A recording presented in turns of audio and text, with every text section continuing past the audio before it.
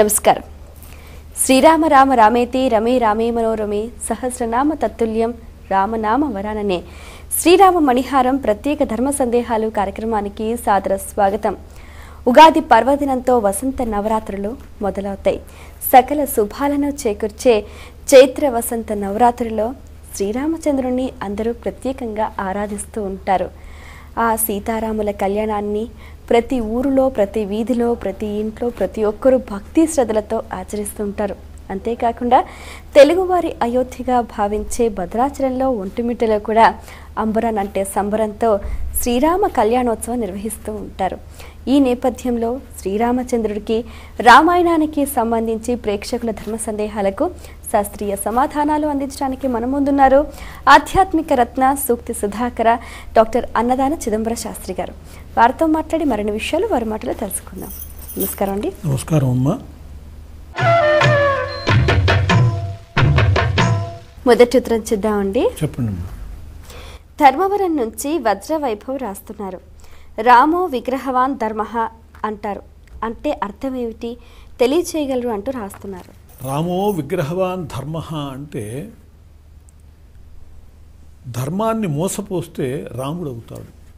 అంటే ధర్మమునకు మోసగట్టినటువంటి రూపం శ్రీరామచంద్ర ప్రభువు అని. అందువల్లనే రాముడు ఏది చెబితే అది ధర్మము, ఏది చేస్తే అది ధర్మం. ఇంకా రాముడు చేసినటువంటి వాటిల్లో, చెప్పిన వాటిల్లో సందేహించటానికి ఆస్కారమే లేదు. ఎందువల్లంటే ఆయన ధర్మస్వరూపుడు. పంచదార చిలకయ్యాక దానికి మూతి కొరికితే బాగుంటుందా, తోక కొరికితే బాగుంటుందా అని ప్రశ్న ఉంది. ఎక్కడ కొరికినా తీపే. అట్లాగే రాముడు ఏది చేసినా ధర్మమే, ఏది చెప్పినా ధర్మమే. ఈ వాక్యము ఎంత స్థిరపడ్డది అంటే ఒక్కొక్క వాక్యానికి మనం ఎప్పుడు విలువ ఇవ్వాలి అంటే అది చెప్పినటువంటి వాళ్ళని బట్టి, చెప్పినటువంటి స్థలాన్ని బట్టి కూడా మనం విలువ ఇవ్వాలి. నిజంగా ఇది రామునికి సంబంధించినటువంటి భక్తుడు ఎవరో అంటే అది మనం అంత పాటించక్కర్లేదు, అది అతిశయోక్తిగా అనుకోవచ్చు. కానీ ఈ మాట అన్నది మారీచుడు అన్నాడు, రాక్షసుడు అన్నాడు. పోనీ ఆ రాక్షసుడిని ఏమన్నా కట్టేసి బలవంతాన అనిపించారా అంటే అలా కాదు, రావణుని ముందు అన్నాడు. ఆ మాట అంటానికి వీలైనటువంటి రావణాసురుడి ముందు మారీచుడు చెప్పినటువంటి మాట రామో విగ్రహవాన్ ధర్మ. కాబట్టి అది సత్యవాక్కు. ఆ మాటలో ఏమాత్రము సందేహించవలసినటువంటి అవసరం లేదు.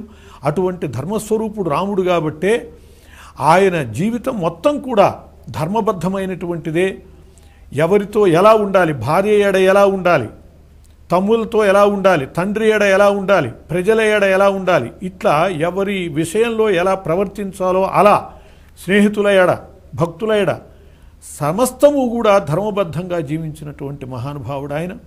కాబట్టి ధర్మం విషయానికి వచ్చినప్పుడు మనకి ఏకైక ప్రతీకగా శ్రీరామచంద్ర ప్రభువు కనపడతాడు. అందువల్లనే రామో విగ్రహవాన్ ధర్మ, రాముడు ధర్మస్వరూపుడు, ధర్మ విగ్రహుడు అని చెప్పి ఆయనకి ఖ్యాతి వచ్చింది.